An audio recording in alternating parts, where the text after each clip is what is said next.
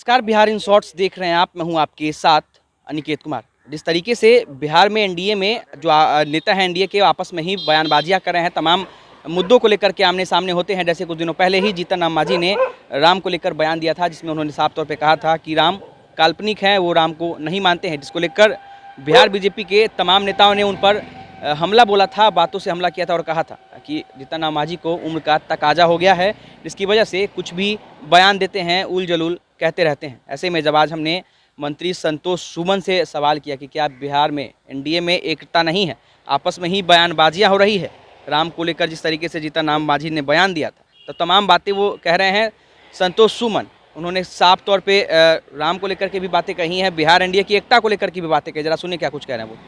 एक ही दल के एक ही गठबंधन में है, बावजूद जो बयानबाजी है, जो बोल है, वो अलग अलग मिल रहे हैं। इस तरीके से जीतन राम मांझी जी का एक सब बयान आता है कि राम काल्पनिक है, उसको लेकर बीजेपी ने अलग बयान दिया था, कहा था कि उम्र का तकाजा हो गया इसलिए कुछ भी बोलते हैं। तो क्या एनडीए में सब कुछ ठीक ठाक नहीं है, आपस में ही बयानबाजी चल रही है? देखिए, आस्था, आप भी कोई ना कोई आस्था को मानते होंगे, कोई विचारधारा को मानते होंगे।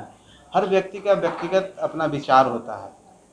जीतन राम मांझी जिस संघर्ष से यहाँ पहुँचे हैं, वो अपने मेहनत से पहुँचे हैं। और जाहिर सी बात है कि जिस समाज से वो आते हैं, वहाँ पर इस तरह की बातें नहीं हुई है, मेहनत करके आगे बढ़े हैं। उनका एक व्यक्तिगत राय है।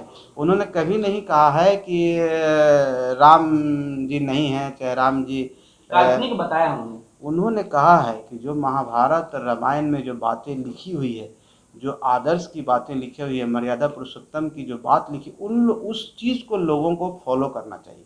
जैसे मान लीजिए कि राम जी ने जो भी किया है अपने जनता के लिए, समाज के लिए, उस चीज़ को फॉलो करना, अच्छी बातें से सीख लेनी चाहिए। नहीं कि हम ढकोसला करें, सिर्फ राम राम करते रहें और वो काम कुछ नहीं करें, इस बात को इंगित किया।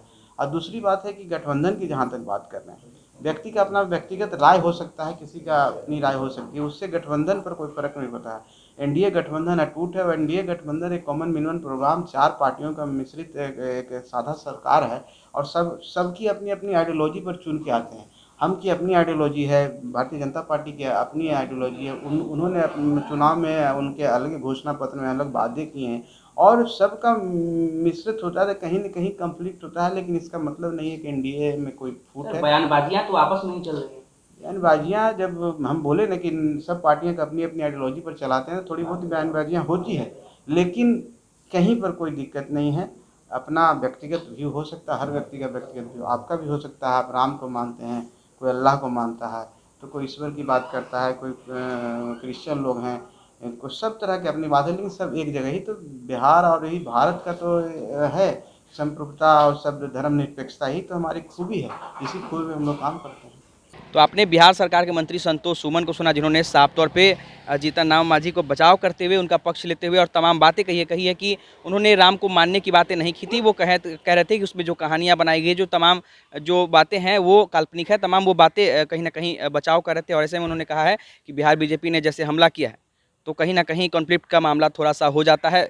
4 पार्टियों का गठबंधन है, ऐसे में सभी की अलग अलग विचारधारा है, मगर आपसी में एकता कायम है और एनडीए में पूरी तरीके से एकजुटता है और सरकार भी अच्छे से चल रही है, कोई मतभेद नहीं है। तो ये तमाम बातें वो कह रहे थे, हमने आपको उनकी बातें को सुनाया है।